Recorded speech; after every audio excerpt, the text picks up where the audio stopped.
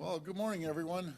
And we just want to start off for welcoming all the premiers. We had a great conversation last night, and we look forward to carrying on the conversation today and focus on a few things. One, obviously, is the securing our border, making sure that we hit our 2% NATO, make sure that we have clean, reliable, and secure energy, and making sure that those life-saving drugs get approved a lot quicker than what they've been getting approved to get out there and save lives.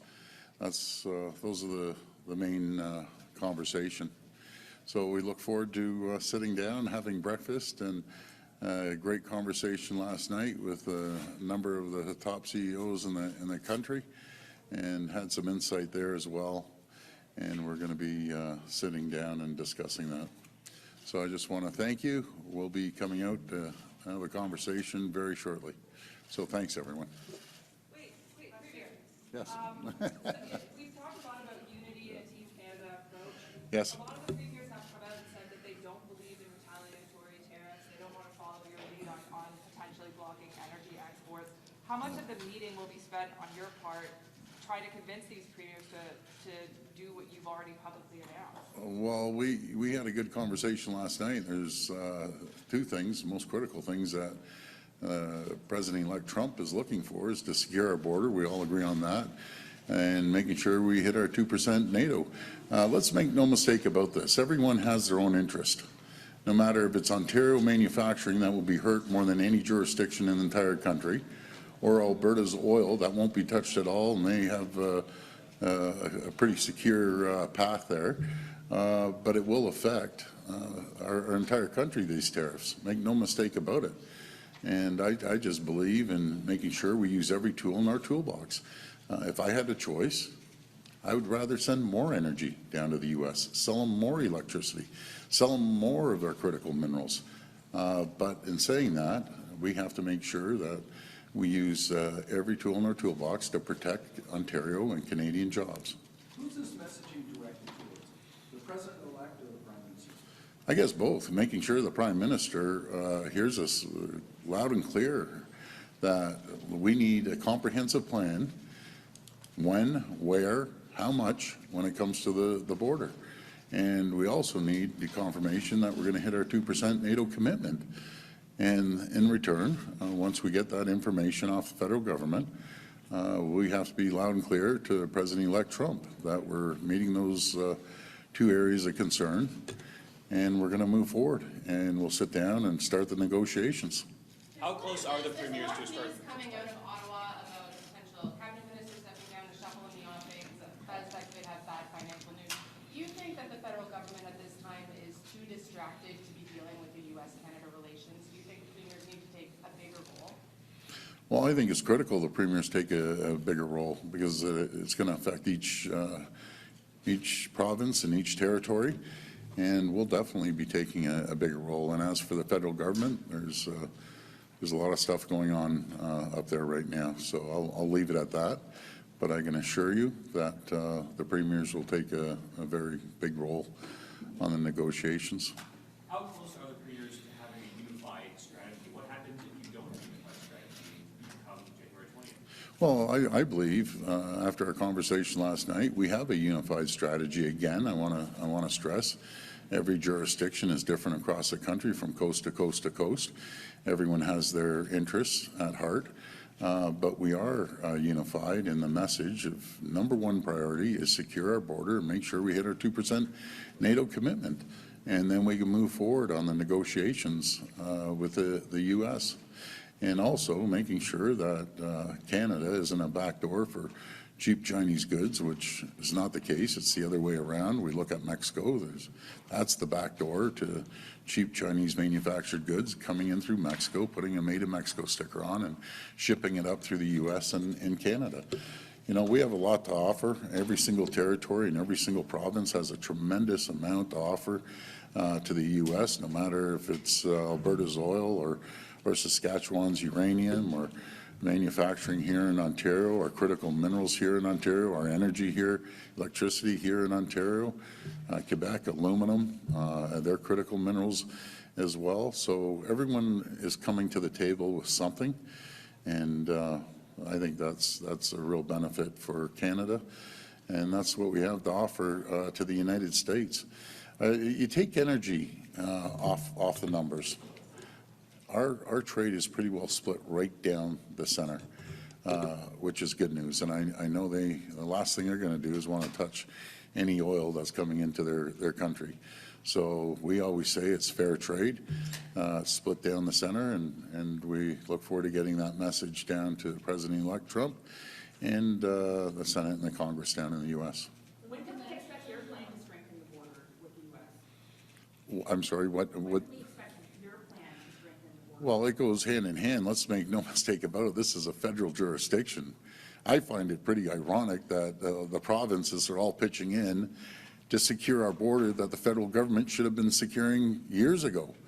You know, it's pretty sad when the police department in Windsor are using their boats to secure the border instead of CBSA, and it's not CBSA's fault. It's the funding that CBSA is getting off the federal government.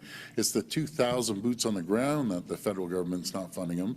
It's the RCMP that has 1,200 people and 2 back-to-back cuts that they don't have enough boots on the ground to cover the border. When Ontario's hiring 2,000 police officers and growing, and the federal government's hiring 1,200, that's unacceptable. We have no problem pitching in to the border, and everyone has their border plan, as we do, in case there's a large influx of migration into Canada after they really crack down in the U.S., but we'll be prepared. The OPP has a strong plan, along with our emergency services, to cover our border. This will be the last question.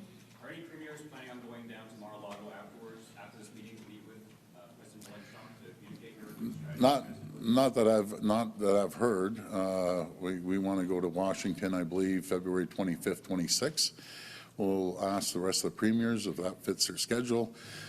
That's when Congress will be sitting as well. You can go to the National Governors Association too. That's the week earlier, but the Congress isn't sitting then, right? So I'd rather be setting up appointments with Congress people and senators.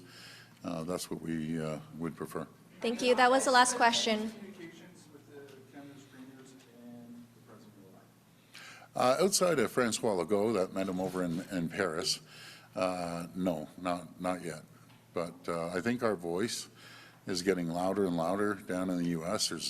There's a lot of people in the president's ear. You saw the article in Wall Street Journal that the CEOs wrote the president to say these tariffs are going to hurt both economies. So I'm glad the CEOs of the largest companies in the world are speaking up right now. We need all Canadian CEOs to start speaking up to their U.S. counterparts, because this is going to hurt both sides of the border. Yes, it will hurt Canadians, but it will hurt Americans as well. It's better to move forward and work collaboratively together. That's our plan, because we're so much stronger together when we put up the Fortress Can-Am, as I've been saying. You know, if we have that fortress, no one can touch us anywhere in the world. We're so much stronger with our natural resources and our energy and the sheer economic power of the U.S. But we'll be back out to speak, and I know the premiers will be coming out one at a time. So I just want to thank each and every one of you for covering our meeting today. We're very grateful, because without folks like yourself getting our message out to the Canadian people, it wouldn't work. So I'm grateful for the media. Now that's a clip you can keep. Thank you. Thank you. First off, I just want to say how thankful we are for Premier Ford hosting us here in beautiful Toronto. We're here as Northern Premiers, and there's an important time in Canada where really there's been a real focus around the Arctic, and we've really been united. So I'm really happy to have both premiers from the Yukon as well as NWT here. With that in mind, one of the key areas where we do see an opportunity with what's happening is the incredible opportunity in infrastructure in the north, specifically to unlock the critical minerals. We're looking forward to the conversations over today to be able to really bring those voices around what we could do to bring investments to the north. And I very much look forward to seeing the support of our colleagues here from right across the country to really focus on opportunities around that. And I'd like to ask Mr. Pillai to comment as well. Yeah, I want to thank Premier Ford. I think that we all feel there's just significant leadership at a time where we need it at the COF table, and so for hosting us. But I want to thank PJ as well. He's just been hosting and leading us as a caucus as Northern Premiers, and he's done an incredible job. We had an opportunity, the three of us, to be in Nunavut this year in Pond Inlet and really understand that context of how Arctic security is so important right now. I think I'll just leave you with two things. Look, as we talk about the tariffs, I think it's important to note right now, or last week, we had a major investment by the U.S. Department of Defense into the Yukon, but Northwest Territory straddling our borders, into a tungsten deposit that could supply the U.S. Department of Defense solely that project for 50 years. In a place where it's incredibly hard to get that. And when you go through the list of what China has just banned, some of those minerals are also on site there. And so as we look to see what's going to happen in this conversation, we don't know if critical minerals is something that there will be a tariff on. And we think that would be incredibly hurtful to what we're trying to achieve as a continent. We have a bilateral agreement with the U.S. right now, so we're watching that, but also looking to make sure that the U.S. understands that we need to be working together on projects like this. When it comes to Arctic security, all three of us have worked very closely to make sure that we have the support of premiers from across the country. They've been fantastic from coast to coast. All the southern premiers have supported us, but now more than ever, we're going to need to see an acceleration in the spend in Canada. So we've just come out with a report at home, and I've shared it with from our Security Council with both premiers, but with the federal government. So I think as we move forward, we're going to have to see what the U.S. wants us to do to partner up. We might have to build out the scope of the spend and accelerate it as well. So I know we'll have support from our fellow premiers today, and thank you for giving me an opportunity to share some thoughts with you. Thank you. Good morning, everyone. Thank you for being here. It's an honor to be here as a member of the Council of the Federation. We've had some great discussions as premiers. I can hopefully give some Canadians some comfort that the premiers are united in our efforts to ensure that we don't see these 25% tariffs. I'm excited to see the announcements made by Premier Ford, Premier Smith, and all the work they're doing to educate the American public, the American decision makers on the impact these tariffs would have on them, and just about how integrated our two countries are. You know, we have the longest undefended border in the world. We've had peace for hundreds of years. There's no two greater friends than Canada and the United States. And by working together, I'm confident that we can avoid these tariffs for the benefit of all Canadians. As my colleagues mentioned, the North will play a critical role in Canada's future and North America's future. We have the critical minerals that are needed for the transition to a green economy, as well as to ensure North American sovereignty and security. So we need to work with the Government of Canada to make those nation-building investments in our territories to ensure that we can contribute to Canada, to the security of North America, to the greatest extent possible. And so thank you for being here again, and I look forward to answering any questions. Thank you. Do you three believe in retaliatory measures, as Premier Ford and some others have talked about? If the U.S. does impose a tariff, should we strike back, or should we not do that because it might hurt our economy with the one? Well, when there's a threat of tariffs, we can't just sit back and roll over. We have to show that we have strength. We're a strong country, and we're going to do what we need to do to defend our interests. So I've heard the announcements from Premier Ford about electricity supply, as well as Premier Eby, and I think that we need to do things like that to ensure that we get the respect of Donald Trump. If we just roll over, how's he going to respect us? I won't respect the country if we just roll over. And so I'm really happy to see that efforts are being made to identify those items and make those statements very publicly and clear. Thank you. Yeah, just to add a little bit to my colleague, I think although we don't have the trade that you see in southern Canada, we are directly impacted as well in the north. We already see the highest the prices, whether it's infrastructure or whether it's food costs, right across the north. So any impact that has happened down south really directly impacts us in the north as well. So we're really monitoring and really showing our support with our colleagues in the south, because we know it will really have a detrimental impact in terms of the cost of living across the north as well. I don't know if you want to. Yeah, I'm good. Premier, talking about healthcare, what are some of the healthcare focuses that you guys will have, that you've had yesterday, will have today? Did you understand? Yeah, look, I think for us, it's a broader conversation when it comes to healthcare.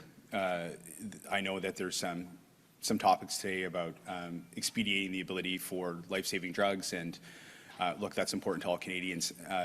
The conversation that we normally bring to the table is really the cost of healthcare in the north, and it's extraordinary. What we're finding right now, I can speak in a Yukon context, is we build out a budget for healthcare. Many of our key services are provided by BC, so we fly people out to see specialists. And what we're seeing right now is just with the complexity of our patients and the aging of patients and the aging of our population, extraordinary costs that are at the table now. On a monthly basis, we're seeing our budgets rise. The second thing is infrastructure and health infrastructure. We've talked about that. So if there's any chance to bring that to the table, it's important. We all signed a Canadian healthcare transfer agreement with it. It locks us in for 10 years. But really, when you think about the pressure from I would say every province and territory, it's really about building new health infrastructure and then the ongoing costs, which are extraordinary. And we see it more than ever in the north. It takes up, the majority of our budgets, like we see in other jurisdictions. So those are some of the things that I'll try to echo, because we're going to have to continue that conversation with Canada when it comes to healthcare costs, both infrastructure and service delivery.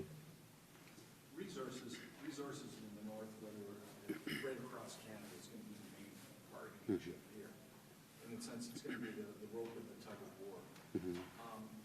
Does that worry you? That puts you in an awkward position, because if you're the bargaining chip, you could lose and you could win. There's no doubt the north has so much potential, the incredible people we have, but the resources that are up there is something, as Northern Premiers, we really put a focus that there's an incredible opportunity before us for Canada to take a leadership role in terms of unlocking that potential.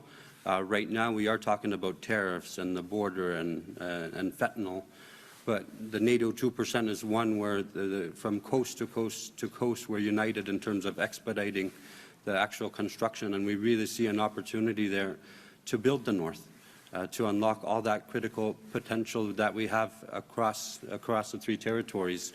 And as such, I don't see it as a vulnerability. I actually see it as an opportunity for Canada to do nation building. In Nunavut specifically, we've really zoned in on some really nation-building projects that could unlock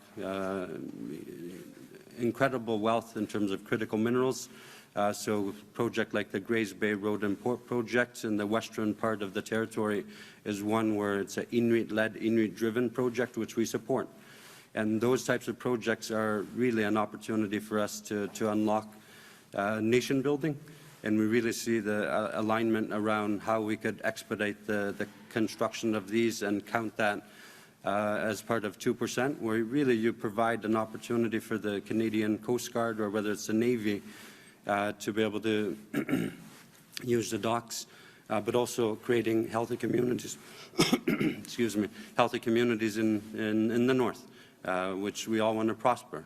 We all want the same opportunities that you get down in the south, and it's through those types of investments where we really see that opportunity moving forward. I want to touch on it. Oh, sorry. So I just want to touch on one point. I think on that key question, when it comes to the bargaining chip, look, I think for every one of us, what we're seeing for the last number of years when it comes to critical minerals is, I don't know a friendly country that's not coming to the north to sit down with us and meet with First Nation leaders. So when we think about critical minerals, whether it's Western European, Nordic countries, whether it's countries like Japan that have smelter infrastructure that are in great relationships, everybody wants to be partnering with this country when it comes to the critical minerals. When we think about what we just touched on tungsten, and we think about the supply chain globally and the fact that these particular minerals in some cases can only be found over the short term on projects that are more advanced in this country, I think we're in a very powerful position at the table when it comes to, and for many that don't know, a number of years ago, the U.S. Inventoried all of Canada's critical minerals. They inventoried our critical minerals and put it on their list without even an early conversation. So I think that for us right now, they're going to need, when it comes to critical minerals, if we're going to have these supply chains in North America, if we're going to succeed with the bilateral agreement, if we're going to build out a modern manufacturing, we're going to have to be at the table. And in 25% extra cost on those critical minerals, we're going to see people within European nations or Asian nations like Japan that are going to come to the table and be wanting to do deals with us. So I think we're in a strong position. How does Canada pay for increasing NATO expenditures as well as more healthcare? That's pretty expensive for taxpayers. Any investment really is an investment to our prosperity. Absolutely, there's high costs to the healthcare that we see in the context of Nunavut. We have 25 remote communities that are connected only through air. And so when you see the realities in the north, there's always going to be added costs in terms of delivering the basic services that many Canadians, I believe, take for granted sometimes. When your hospital is thousands of kilometers away, where you have to take a medevac from Grise Fiord, which is the most northern community, all the way down to Ottawa to receive that. So there are added costs in the north, absolutely. But it is one that the Nunavut deserve the same basic access as well. And as a government, it's important for us to deliver those types of services. Same with NATO 2%. We really see that as an opportunity for Canada to really play a strong leadership role in terms of unlocking and investing at home. It's so important to ensure that we create healthy communities. That is how Canada will assert its sovereignty, is by healthy our communities are. It's our communities having the adequate homes for them to be able to have. It's Nunavut, in this case, getting employment opportunities, playing really a key role in Canada to create that economic engine that we have and that we are as a country. And so we really see the alignment around the NATO, but also creating these prosperous communities, because there is an opportunity for these types of dual-use infrastructure to really play a key role. And from our viewpoint, it's really a time and point where we do see that alignment. It's not just ships or tanks when we talk about defense and the 2%. There's an amazing opportunity with the new policies. The foreign policy that was just announced just last week, where there's an opportunity to go hand in hand with seeing infrastructure and investments coming to the north and to utilize that as nation building as our opportunity. How do you plan to make it clear to the federal government, or how do you want the federal government to make it clear to the incoming Trump administration that the Northwest Passage is for Canada and not an international sea? Really good question. That's really at the top of the priority in terms of all the policies we are starting to see, and the focus on the north is really the opening of the Northwest Passage. With climate change, with less sea ice, there's really been a focal point, not just in our country and with America, but the world, really the interest around that very real scenario. One thing I will say is that Inuit call that home. They've always called that home for thousands of years, and it's important to ensure that nothing happens without us. And Inuit, either through their land use occupancy around that area or even through forced relocation, like the community of Grise Fiord, have done our part in terms of asserting for the Canadian flag that we all proudly stand with. And so with that, it's so important to ensure that we see investments to create these healthy communities right along the coast of the Northwest Passage. The Grays Bay Road and Port Project being one of them, where it's really at the mouth of the Northwest Passage. And it is through those types of investments where we could really assert as a country our footprint to that area and the true reliance we have, not only for the passage, but the wildlife that's there that has sustained the communities for time immemorial. And it's something that is so important to Inuit from those impacted communities. How do you think, just in general, how do you think the federal government's response has been so far to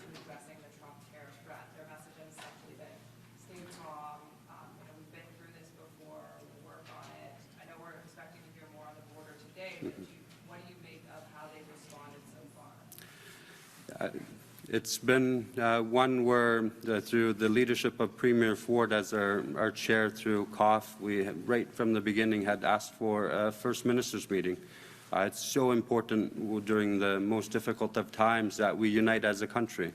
And I would like to take the opportunity and thank Premier Ford for bringing all the premiers together and requesting that meeting with our counterparts at the federal level. We've had several meetings with the Prime Minister as well as several of the senior cabinet ministers, and it is through those conversations where we will bring forward that Team Canada approach, and I have full confidence in terms of the team here, and I very much look forward to the conversation we will have today with all the premiers. Will we have different opinions? Absolutely. Are we impacted differently? Absolutely. But I think we're all here to serve Canada, and as a proud Canadian myself, I'm pretty confident we'll come out of this really strong and in a united way, even though we will have our differences as we move forward, as we've already seen, because we are impacted all differently. I don't know, did you want to say, Jay? Yeah, the only additional comment I'll make is when we saw the Canadian federal plan unveiled in our second First Minister's meeting, when we talked about border security and a response to what we're seeing on fentanyl across the country, I had to give pause to the fact that we've lost so many people in this country from coast to coast to coast. Like, communities have been devastated, and we've had an incredible impact in the Yukon. And I think for all of us as policymakers and working with the federal government, it took a tweet to put together what may be $1 billion plan to save Canadians. And I feel heavy on that we haven't had a plan together in this country to deal with that. And that's what it took. And in 7 days, or approximately a week, we've come up with a multifaceted approach, which the plan is actually fantastic. I'm very supportive of what the federal government have put on the table, where it's border security and our response. But I think we all have to take pause to think, we need to be making those decisions, those investments, and come together collectively as a country on issues without having somebody do it in another country through a tweet to be the catalyst for us to do it. So I'm happy, but I think we have to give a little pause in the fact that we really need to commit to this now, because it's been affecting so many of us across this country for years. But now we're going to respond. I know you're talking about the tweet from Donald Trump threatening the tariffs. Like, Yeah. you're talking about the tweet from Mr. Yeah. Trump. Yeah. And you've seen the border plan? Like, you see what they're presenting today? Is that what you're... Well, we've had an opportunity within our First Minister's meeting to hear about a series of strategies and tools that they want to use. I mean, you've seen provinces have discussions as well about what they're doing. I mean, there's a lot of work to be done. The U.S. is taking this seriously. We have, when it comes to our border, it's almost 1,300 kilometers in Alaska. And I was on the phone with Canadian Border Services last week, and they're starting to mobilize. I'm happy to hear what they're thinking, their response will be, because it's not an issue right now. But as we see the U.S. southern border tighten up, like what are the pressures going to be on the Canadian southern border, or even the border between Alaska and the Yukon? And we know the U.S. is making major investments. I think there's one border crossing between Alaska and the Yukon, and they're about to spend about $105 million just on that border crossing. So, look, I think what they're looking at doing is strong, but of course, it'll be how they deploy the resources and how quick they can move. And I think that the response will be something that the U.S. Will appreciate, because it looks to be quite strong. Do you think the federal government has been too busy designing programs that pertain to provincial and territorial jurisdiction instead of designing programs for its own jurisdictions? We'll give it out. The Constitution makes it clear which jurisdictions the provinces have and which ones the federal government has. And there are opportunities to work together on all of those areas of jurisdiction.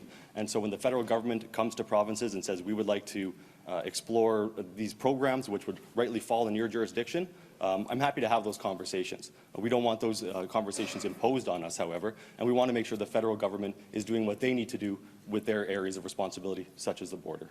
Thank you. Okay, one more session, and then we have to get these guys up to their meeting. What's in the border plan? Can you share any details before? Put me on the hot seat of the border plan. No, look, I mean, I think yeah, details. Look, I think we have a high-level sense of what it looks like, and I think it's a combination of new technology. It's a combination of some policy and legislative tools that can be used to, look at the ingredients of what's coming in on particular drugs. It's a kind of a combination of both the response to fentanyl as well as to what will happen on the border.